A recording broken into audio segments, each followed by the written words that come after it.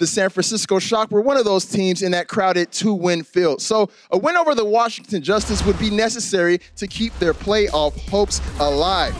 The Shock are trying to regain some of that respect after dropping 2 games in the stage already. Washington is looking for respect, period, and the Shock definitely gave them just that. They threw everything in the kitchen sink at the Justice, and what ended up being a record-breaking performance for the Shock. Yeah, I mean, I have to say the Washington Justice overall, yes, they still don't have a win. I feel like their coordination has improved, especially around their tank line a lot. Yeah. But the big glaring issue remains is that they're using ultimates oftentimes incorrectly or too liberally, hoping for the best situation in a fight when it's just simply not safe to do so. And a lot of ultimates get wasted that way. Giannis and Guido in particular will just throw these out whenever they feel they individually see the moment, but it costs their team big when everyone's not on the same page.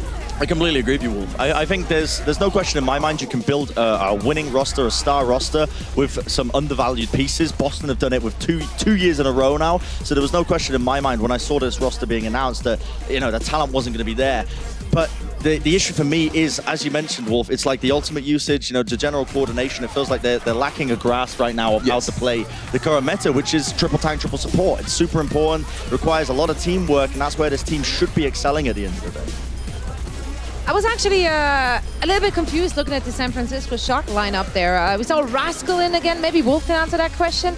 Why would you have Rascal in over Architect? I think in this case, this is something that Monty brought up in their last match as well. I think in this case, they're just trying to get Rascal a little bit more experience on the Brigida after he had a pretty rough match against the Spark. So I don't think we should read too much into it here, but I think Architect is coming as more of a specific player. He was playing things like the Ana on King's Row, so I think they just want Rascal to be that safe flex player that can slot into the Brigida.